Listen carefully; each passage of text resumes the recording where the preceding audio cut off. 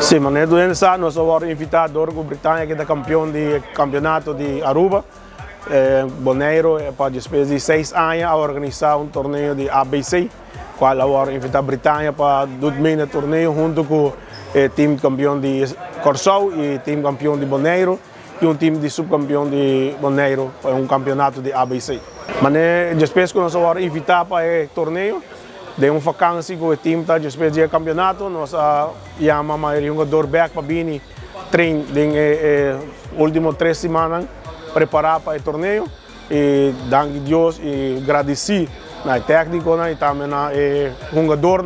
para dar um turno que não tem para representar a Britânia e Aruba diretamente e nós estamos tendo um bom resultado. Britânia para o futuro é grande e preparando para o campeonato novo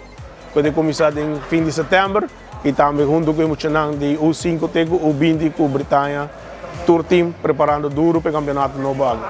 Eu quero agradecer para Reinaldo Herman, que representa a diretiva no torneio, treinador, jogador, mas nós temos a grande família, trabalho para representar a Britânia e Aruba e todo dia duro de treino para demonstrar, para treinar duro para o torneio aqui